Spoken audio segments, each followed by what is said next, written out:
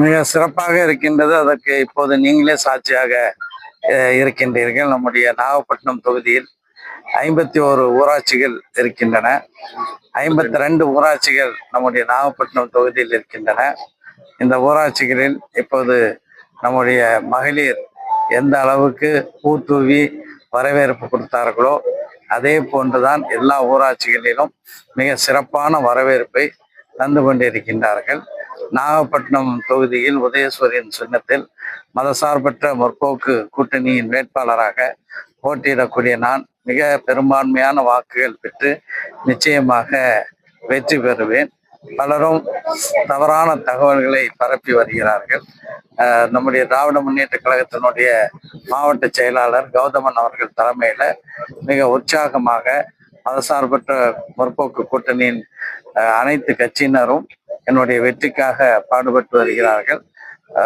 யதார்த்தமான நிலை என்னவென்றால் செல்லும் இடங்களிலெல்லாம் மிகப்பெரிய ஒரு வரவேற்பை மக்கள் தந்து கொண்டிருக்கிறார்கள். எனவே எல்லா கருத்து கணிப்புகளையும் பொய்யாக்கி ஒரு மகத்தான வெற்றியை நிச்சயமாக நாகப்பட்டினம் தொகுதியில் நான் பெறுவேன். நாகப்பட்டினம் கிராமம் நகரம் சார்ந்த தொகுதியா இருக்கு. மக்களுடைய கோரிக்கை என்னவா இருக்கு? நீங்க கொடுக்கக்கூடிய மற்ற கட்சிகளுடைய இல்லாம நீங்க தனித்தன்மையா கொடுக்கக்கூடிய வாக்குறுதிகள் என்ன?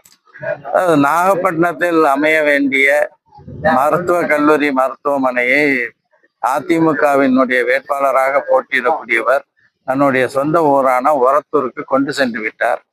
அவர் அதற்கு நான் காரணம் இல்லை என்று சொல்கிறார்.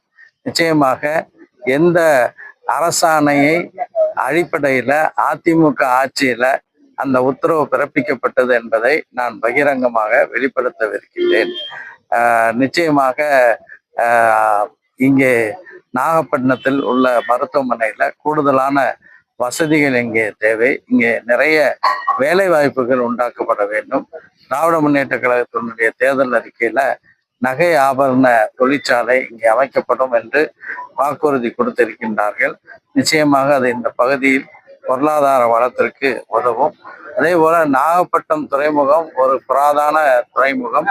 அங்கு பயணிகள் மற்றும் சரக்கு கப்பல்கள் வந்து செல்வதற்கான பயிற்சிகள் மேற்கொள்வோம். இதன் மூலமாக இந்த பகுதியினுடைய பொருளாதாரம் மேலும் வலுப்பெறும். அதே போல மக்களுக்கான வேலை வாய்ப்புகளும் அதிகரிக்கும். இப்ப நீங்க இருக்கக்கூடிய பகுதி திருமகள் ஒன்றியத்துக்கு உட்பட்ட பகுதி. இந்த மக்களுடைய கோரிக்கை என்னவா இருக்கு? நீங்க தரக்கூடிய இந்த மக்களுடைய வாக்கு? நீண்ட காலமாக திருமகள் ஒன்றியம் ஒரு தாலுகாவாக தரம் உயர்த்தப்பட வேண்டும் என்பது இந்த மக்களுடைய கோரிக்கையாக இருக்கின்றது. அந்த கோரிக்கை நிச்சயமாக தமிழ்நாட்டின் முதலமைச்சராக 2வது முறை பதவியேற்க உள்ள நம்முடைய தளபதி மு.க. ஸ்டாலின் அவர்களுடைய கவனத்திற்கு எடுத்து சென்று திருமருகல் தாலுகாவை திருமருகல் ஒன்றியத்தை தனி தாலுகாவாக தரம் உயர்த்துவதற்கான நடவடிக்கையை மேற்கொள்வோம். அதே போல இங்கே கல்வி சார்ந்த கல்லூரி வேண்டும் என்பதும் நீண்ட கால கலை அறிவியல் கல்லூரி, அதற்கான ஏற்பாடுகளையும் செய்வோம். நீங்கள் பார்த்தது போன்றுதான் இங்கு இருக்கக்கூடிய 52 ஊராட்சிகளிலும் மிகப்பெரிய ஒரு வரவேற்பை மக்கள் தந்து கொண்டிருக்கிறார்கள். திராவிட முன்னேற்ற கழகத்தின் தலைமையிலான மதசார்பற்ற முற்போக்கு கூட்டணியின் வேட்பாளராக உதயசூரியன் சின்னத்தில் போட்டியிடக்கூடிய நான் மிக அதிகமான வாக்குகளை பெற்று பெரும்பான்மையான வாக்குகளை பெற்று வெற்றி பெற்று 3வது முறை தமிழ்நாடு சட்டமன்ற பேரவையின் உறுப்பினராக ஆவேன் என்ற முழுமையான நம்பிக்கையை மக்கள் தந்து கொண்டிருக்கிறார்கள். தாவேக்கோட வாக்கு யாருக்கு பிரியுதுன்னு பாக்குறீங்க? அது எப்படின்னா உங்களோட கருத்து எந்த கட்சிக்காக? இங்கே களத்தில் அவர்கள் இருப்பது போன்று தெரியவில்லை. இந்த தேர்தலை பொறுத்த வரைக்கும் ஒரே ஒரு ஸ்டார் தான் போட்டியிடுகிறார்.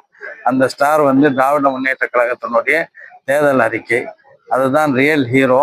மற்றவர்கள் எல்லாம் வெறும் ஜீரோ தான்.